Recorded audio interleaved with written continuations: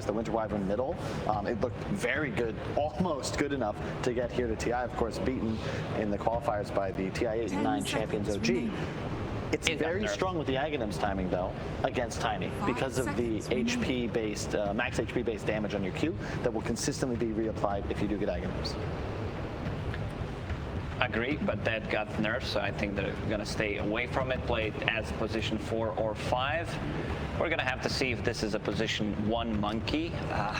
It's not something you like to play into, because, I mean, you're playing into Tiny, so there's always a possibility that you're going to be tossed out of your Wukong's command. Back to you, Kyle. Sorry, Jenkins just walked on set. Well, to piggyback off of that, I know that Kyle's getting a little distracted right now, but you know, you talk about how we have very flexible drafts. This is a very dynamic patch. The fact that there are so many different heroes that we can pick that can be placed in different positions. From discussing this with several of the guys, Monkey King position 1 just seems to be like the ultimate pick if you're able to get it. Very similar to like a Tiny, right? Tiny has some flexibility, but generally speaking, I feel that when we see the Monkey King this early, it's got to have either the ability to shift into becoming that support, or you know, obviously the position 1, but you can't be totally sold on it right off. Yeah. It's always flexible, but it's quite nice against Wisp lineups because you're typically always going to play in this like 3-2 split with the IO relocate possibility. Monkey King, whatever the role, is going to be able to provide a ton of vision from the trees, and it's a really cool combo with Wyvern. I think it was EG who famously always ran this Wyvern with Nyx Assassin. Monkey King is kind of the same concept because you get a curse, and then you have a huge spell that follows up without being squandered, right? And then suddenly there's a Wukong's, a Boundless as it ends, and you have this massive teamfight advantage.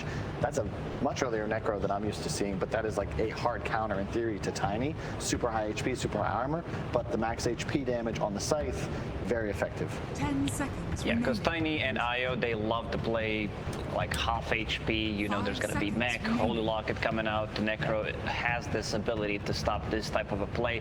What I want to see from Virtus Pro is some kind of heavy magical damage. They have very limited amount of silence, so one of the spirits, I feel like a Void Spirit, even Queen of Pain. Storm Spirit is banned out in the first phase. Oh yes.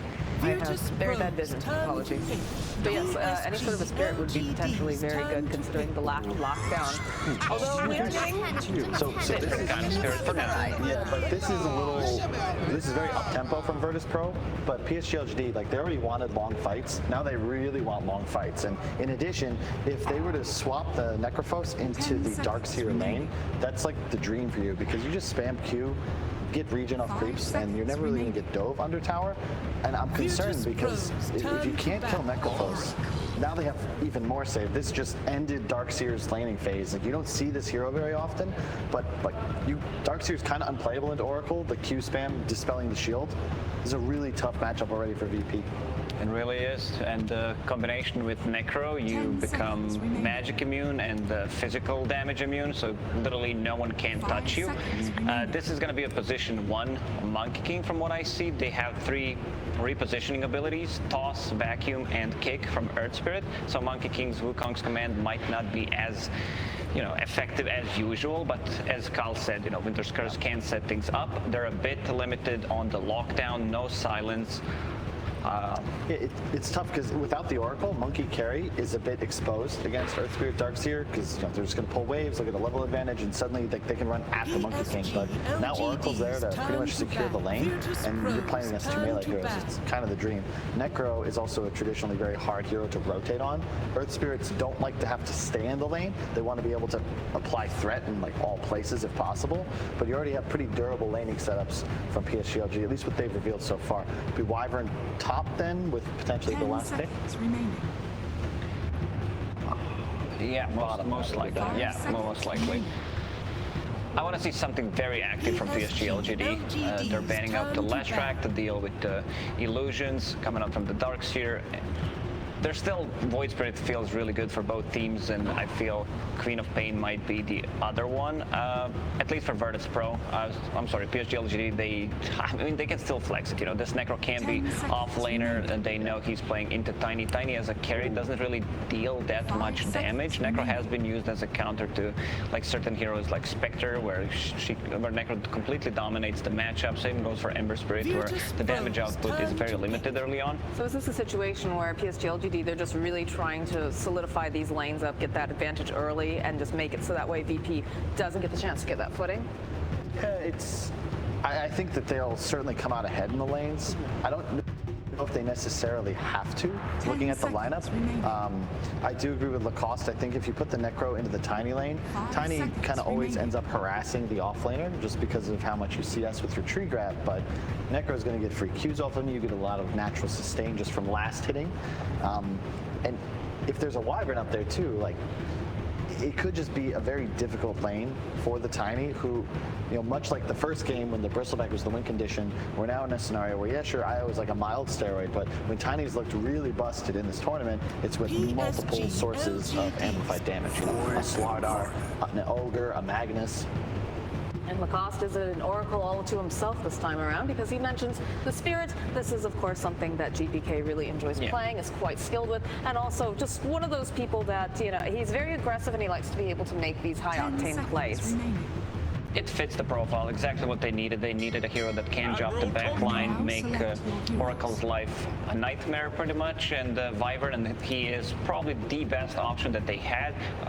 One more time, PSG LGD will go with Kunkka, same goes with the Spirit. I think Void Spirit has slightly better chances, because in the first game he got solo killed, and this time around, you know, with the shield, the different shield from Void Spirit, yeah, they upgraded the shield, and now it's going to be a bit better. Still liking what PSG LGD got. Yeah. In theory, you know, GBK will have a better matchup, but concern is, I think that your safe lane might get exposed. This Necro into the 3 position for Faith Beyond is really nice here. All right, well, that's going to be it coming out from us over here at the draft panel. We've got a very interesting game ahead of us. And speaking of interesting, we have a very interesting person who's ready to give us the last word.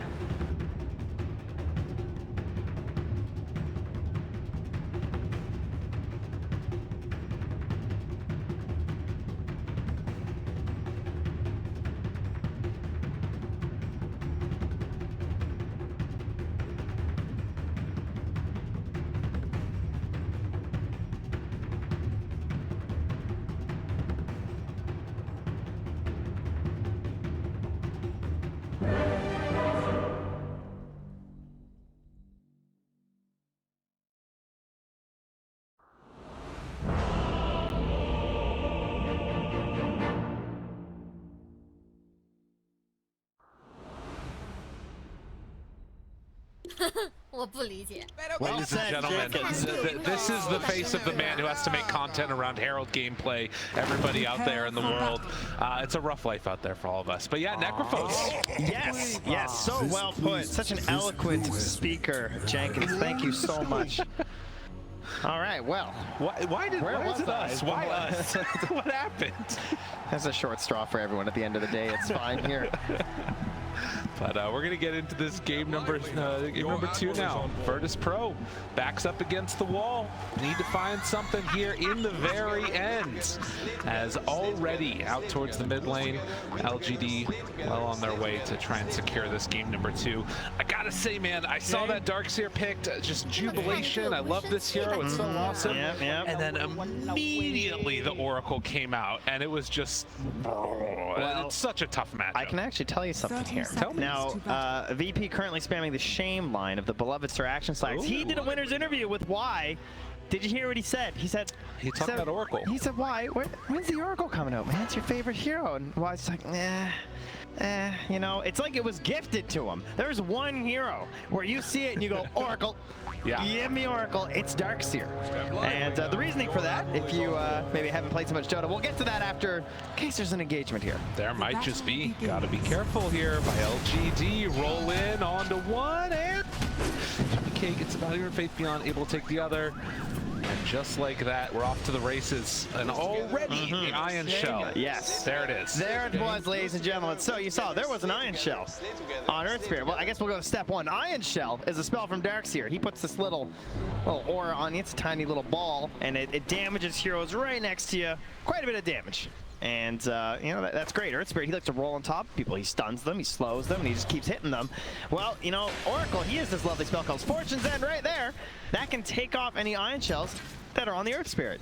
It's a great counter in lane. That means that Darkseer, of course, if he's trying to Iron Shell creeps, whatever he's trying to Iron Shell, you can remove it as Oracle. And it's pretty much the spell that you play around throughout all the time. And then later on as well, when you're playing as the Darkseer, if you're trying to kill people, it's all magical damage. Oracle spell Fate's Edict, incredibly good at mitigating that. And then the other thing is that it also takes off Surge. So every little bit of Darkseer pretty much is countered. But we'll see if they're still going to be able to have a decent time with them. The one part that's still going to be nice is getting a back wall off later on, and just the team fight presence that hero brings. But regardless, there's some other heroes. You play this hero, why'd they pick it? It's great with Tiny. You know, you love to run in there. Yeah, Surge Tiny, that's good. Nightfall going to be enabled that much more, increasing farm potentially, increasing kill potential. It is good with these position 4s that can top people. Nice. Fortune's End or not, you know. Absolutely. It's a great spell. And we'll see how this ends up working out for them. Is Faith Beyond going to take a nice chunk of damage there? Nightfall, Kingslayer keeping that pressure on. You know, IO has seen a pretty big increase in play recently, it feels like. Particularly in the lead up to TI, it felt like maybe there's going to be a chance that we wouldn't see all that much of it, but now getting played consistently just as this core hero, rather core enabling hero that lets your position 1 show up to the fight even when they're on the opposite side of the map. Yeah, and of course, we always know there are teams that are known as like the IO teams, but a little bit of a difference in this TI, as IO is going to help Nightfall try and get first blood. Oh, not quite going to be there. Thank you. Just a little bit too quickly up that mountain. Very nice, but yeah, we're getting IO on teams that maybe aren't necessarily like known for playing it a whole lot. So that's what's made it a much more common pick. We're also seeing it flex between like the 5 and the 4. Of course, most teams tend to have like an IO player, but you're never quite sure how the laning setup's going to go. And well, if you've watched TI for a long time, like Casey and those fans where she was discussing the olden days, IO Tiny's probably very familiar to you as one of the hallmark first like true hero combos right next to like Crystal Maiden Juggernaut that you're used to in Dota. And that's something that just works really, really well together constantly, is why going to try and pull this wave to connect it with the other. So this is one of the things that you can try and do as Oracle, is force the laning matchup, because normally what happens with Darkseer is you need to pull that wave back behind the tower, get a little bit of separation, and in the end it is going to be a little bit of disruption. They pull the range creep away, and DM just going to have to hang on with these melee creeps here. Does get that XP a little bit shared there between him and Save, as the Lave will be pulled over to the side, and now trying to pressure back Y slightly with Save on this Earth Spirit. And Y's doing such a great job of like holding that Fortune's End, right? Yeah. Because if that's gone, you know, that is a 15-second cooldown. Iron Shell is only 9, so it could be some trouble, especially right now, as they actually go in on knowing that Fortune's End is down. So they're going to get half his HP. You can see how fast that can turn since he's hit level 3 on the Darkseer and has the 2 points in the Iron Shell. It's potentially a good amount of pressure, and you can see all across the map right now, it's LGD coming out ahead in the laning phase. Kunkka slightly up there. We're here again, just like last game. Gonna try to find some advantages here. The bottle, the rundown, nothing to say, pulls back, has the torrent onto Void Spirit. GPK only level 4 right now. And Y moving in does use the Dissimulate to get up to the high ground. So VP able to dodge that gank as 2 supports rotated into his lane. And that opens up some pressure for the rest of Virtus Pro to force back Faith Beyond. GPK again, though, going to be under pressure to try and set that earlier tempo, try and get them going in this game. Needs to have a better laning stage. I think it looks a little bit better than last game, but certainly, you know, versus the Kunkka, it can be tough. He just has a lot of advantages in the laning stage. Look at that. Punishing the Cold Embrace. As soon as they use it, they run forward with the IO Tiny, start getting a couple free pot shots off, forces Faith Beyond back again. But yeah, GPK definitely the one that they're going to need to try and enable in this. Set the tempo with that Void Spirit, set up for kills with the IO Relocate, and he has at times stood out at what feels like the best player, you know, potentially in the tournament. but definitely was shut down to some extent last time in the early goings. Was able to make a comeback happen and put some good performances together in that game 1. He also has a lot more health this game, right? You have a Tiny. That is a hero that, of course, can scale very well with the Shard and the Echo Saber. Can also join in early for some engagements and potentially even like TP to turn around some plays if necessary, especially once that relocate is going to be out there from the IO. So shouldn't be as much of an isolated need. And I thought GPK did a really good job doing that, controlling the middle of the map last game on the Ember. We'll see if he can do that again here to set up for the play. Now last game, it was level 6 to level 5, and he went down in that pretty much same exchange. This time it will not be a solo kill for the enemy mid, and we're still looking for first blood here at 6 minutes. Yeah, this one's been really interesting in that regard. Obviously, you've got sort of, to some extent, static lane matchups, but heroes that are very survivable. You've got a lot of healing going on.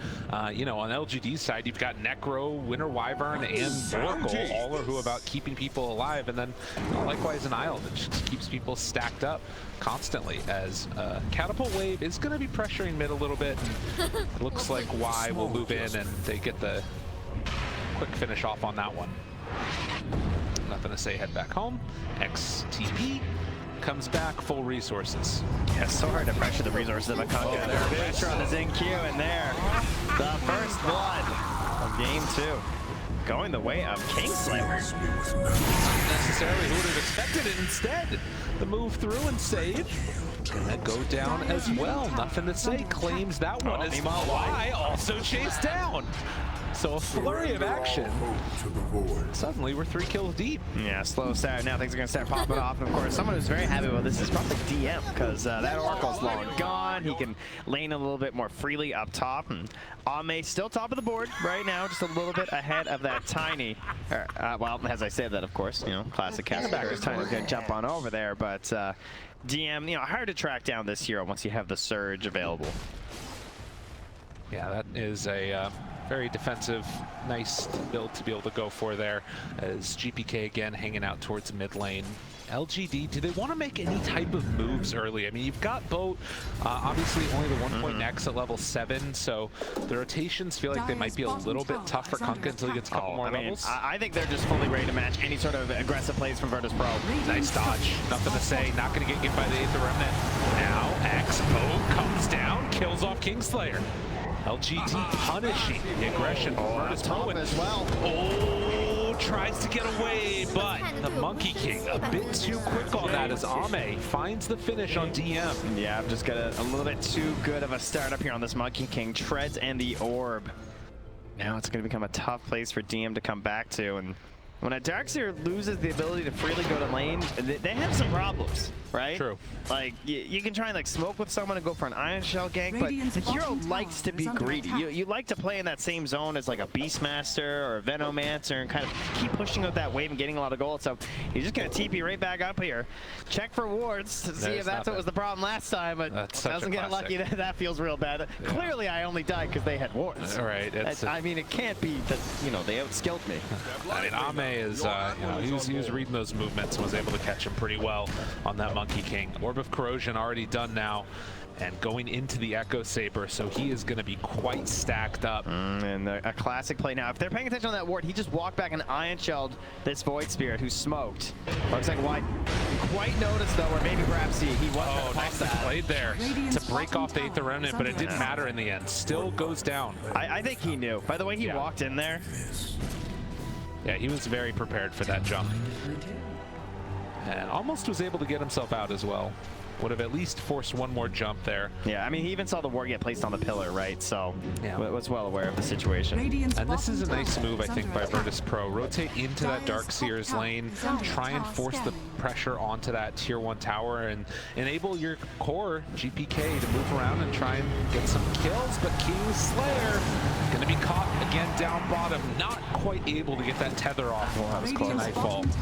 And also going to get the D ward. Man, LGD are just everywhere. They are so on top of each one of these moves. I feel like they're just in their head. Like, I think that they do a really good job of understanding what you need to do to come back in the game. And it's very easy for us to see this kind of plays when we have the bird's eye view, but I feel like their insight into, like, you know, what would I do if my Darkseer is having a bad lane? I would smoke to him so I can Iron Shell and we try and kill the carry, right? And then they catch him on the second side of it. DM DM tries to get out of there, drops the wall, but to no avail, will end up falling. Every single move that Virtus.pro has made, it feels like, has been countered by LGD.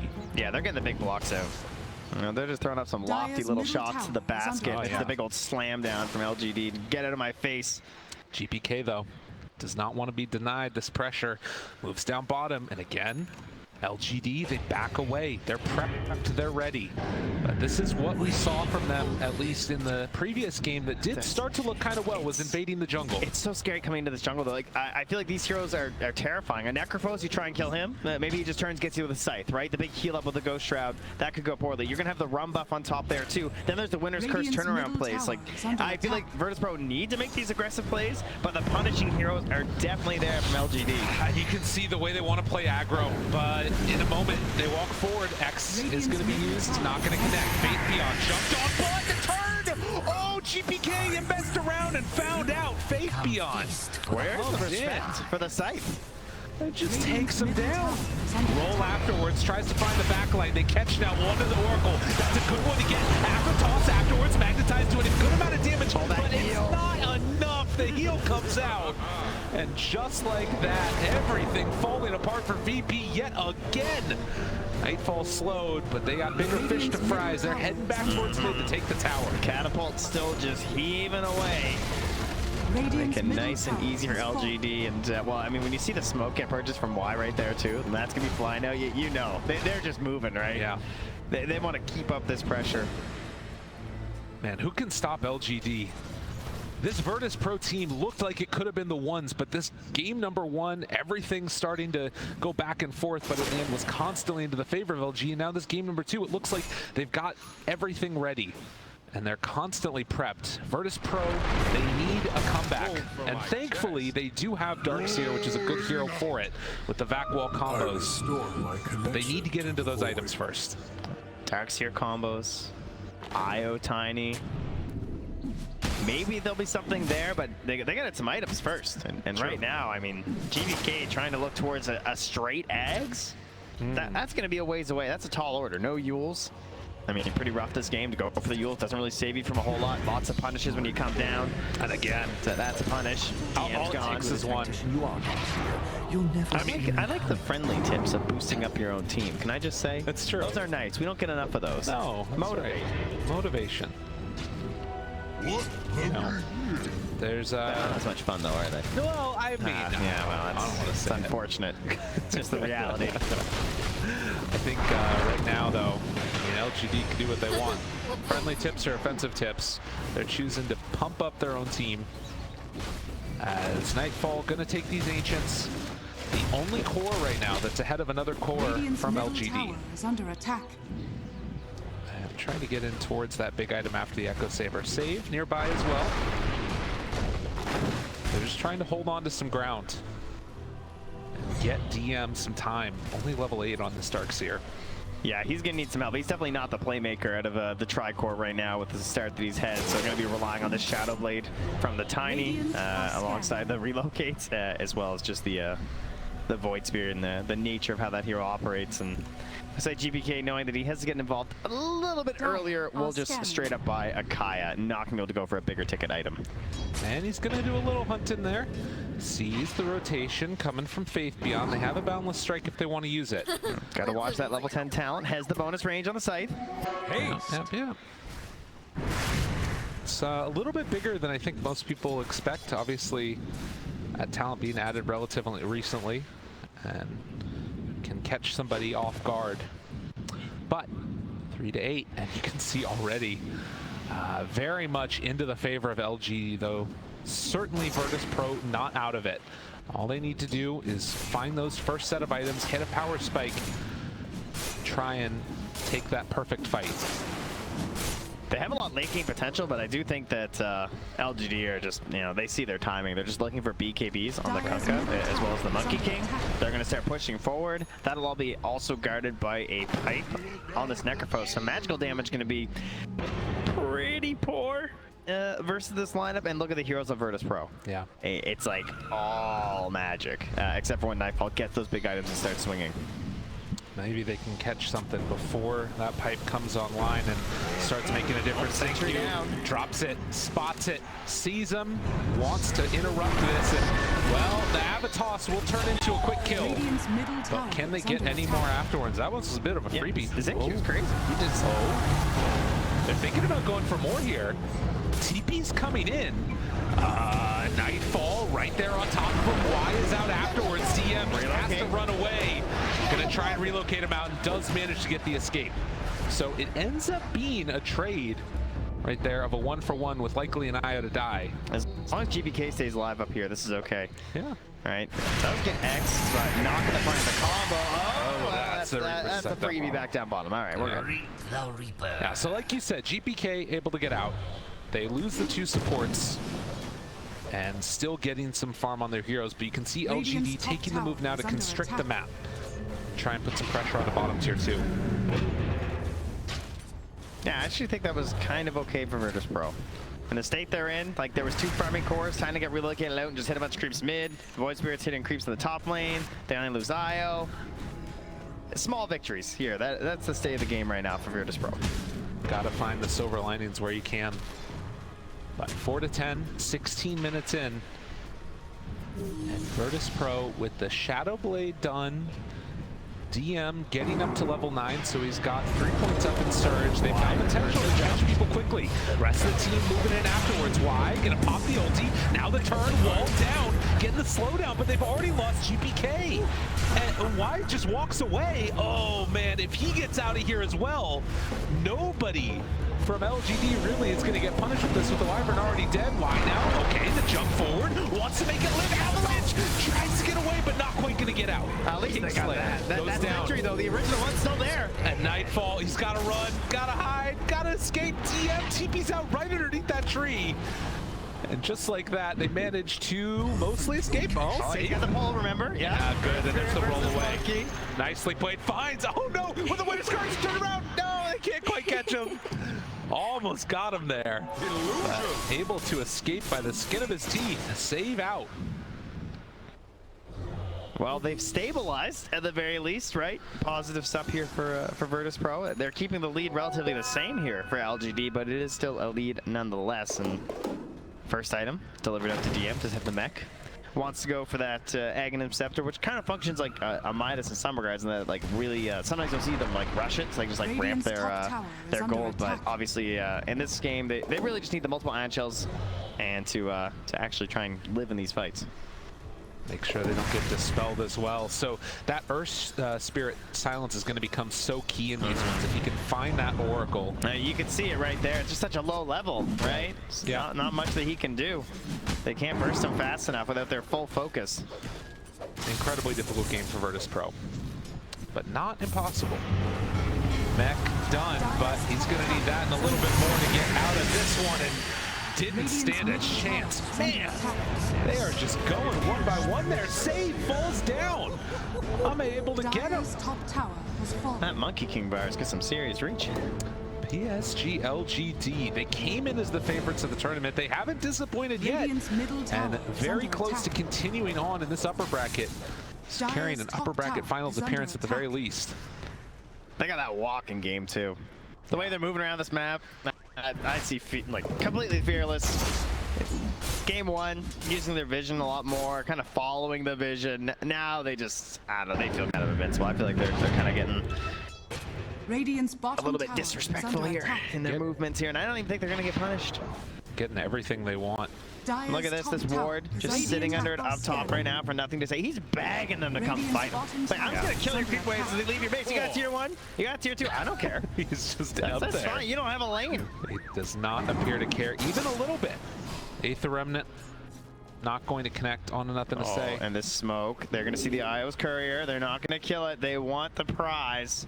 And Kingslayer there to break the smoke, but they ping, they know. Jump forward, they find the bigger target. The Tiny is there. Oh, they're gonna wait, so that way you can't relocate out of there. They focus down Kingslayer. He wants to make the big play, he comes back in. A chance, Avatos dead onto 1. But he might get punished for this one. Can he find his way out of there? Fake beyond chasing, no Reaper sight, but in the end, they get the double. Well, he had no TP. He would have had to run all the way home. I guess he was just trying to find something a little bit bigger. An X, GPK finds the remnant, Simulate gets him away. Bottom lane DM. Oh, the monkey. He knows. Oh my gosh!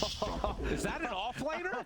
Excuse me? What? I know they took the armor away from Mech, but holy moly! At least the extended one that they had before, and now they find Save, kill him off too.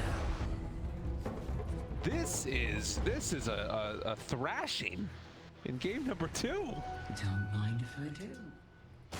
It's like a 600 damage boundless strike on that Darkseer. Just gone. My goodness. Well, tough stuff indeed. As 2 to 8, rather 7 to 18. That's how it's looking to me. Wow. That's how it felt. Is that your odds? Yeah. That was, it's probably pretty accurate. Range. That might be a little bit generous. Maybe less like, 8 and more like 8% sort of deal. Okay. Yeah. Hey, look at that. 7. I checked first. I cheated. I'm not gonna. Can't lie to the people, Well, nonetheless, the way that Virtus Pro win this game, though the odds of it happening have gone down, the method remains the same. Take a big fight with Darkseer, try and get that silence onto Oracle, and of course it all starts with a smoke like this. Can they do it though? I mean, the last time we were in a situation like this, we'd seen bigger comebacks, and we saw the comeback. That's true. We've had it happen here in the bracket. AC it can be done. They run in, finds Q. That's an opening to get. Look, he's worth 5K. Now it's an 8K lead. See, that's how it works. It's just math, guys. It's fine. And they find the second. 4,200. That's not bad either. They're getting subtracted, though. Can they get him? Why? Down below dead. BKB, there's a wall down onto both of them. Is this an opportunity here? LGD taking down the supports first, but he still hits pretty hard. GPK wanting to find an opening. BKB is out, and now there's the Yule Sunder lift up on TM. He's got to find a way out of this one. The X pulls him back in and just eviscerates him afterwards, and that is the problem. The supports, they die, but they come back pretty quick afterwards on the respawn. Virtus Pro just trying to keep the mentality in this one, trying to keep themselves feeling good. Still spam those voice lines, slay together, win together, lose together. Dire's bottom tower is under One of those 3 looking the most likely here for sure. At the end of the road, the H will be claimed now from LG. There it is. Gets picked up by Ame. As down towards mid, they will run next. GPK pushing out the lane and Save with them. If there's an opportunity to find a pickoff, that's the best bet for the 2 heroes to find it. And I mean, we'd be remiss if we didn't talk about it. Like Kyle talked about it in the draft panel. He saw it as soon as it came out. That Oracle pick into Darkseer completely destroyed his game, and currently is the only core that's not really feeling like a core. It's just a tough matchup. It's frustrating because Darkseer always wants this pairing, and so it feels like it's something that would be really good to go in that phase of the draft. When you have to pick 2 heroes in a row, you just show this strong, like, essentially like a draft combo that's just like, yeah, I mean, you know that you're gonna pick some sort of a 4 with the Darkseer anyway, so seeing it just like right together, it slides in there pretty well, but if you leave that Oracle in, it's gonna hurt. Now at the same time, you can't just ban Oracle, or they're just gonna ban Darkseer. True enough. Well, we see ourselves down a good amount. They actually used the relocate there for Tiny, so just ensuring that he doesn't go down as Save pulls the next creep wave. They need to buy time. Radiant's bottom tower Time to practice all of your stall tactics right now for Virtus Pro. This is the upper bracket. Of course, they'll still survive if they lose this one, and well, you're never going to get better practice than this in terms of trying to delay a game that feels like it's at its worst. LGD, main stage, TI. You might as well get some experience here. True enough. And perhaps you can just do it. Maybe. There's a chance. There's always a chance. An X. This is the might catch him here. Alright. Save goes for the kick and roll. And the TP out. Looks like he should. Oh, just barely get out of there. This X was back off cooldown, I believe.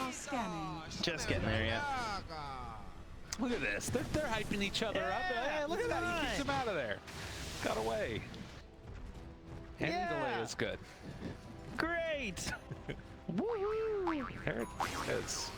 That's the good vibes. Yeah, it's the good vibe squad here, ladies and gentlemen. Welcome. And send all your positive energy to Virtus Pro. They need it right about now. Silence. Save. Tries to go for the roll away. That time, not quite going to happen. All right, but while this is happening, look at the other 4 Radiant heroes. That's right. They're hitting creeps. Pushing out all the map. Even I was getting all the action. Kingslayer's just like, yeah. Is underneath the I'm ward under right a now. ward near Ancients. Yeah, I'm gonna save my tiny. Gets into trouble. Rax? Who needs Rax? We can't fight this anyway. Take them. We don't want them. Take down those mid-racks. Lazy creeps can't even defend the base.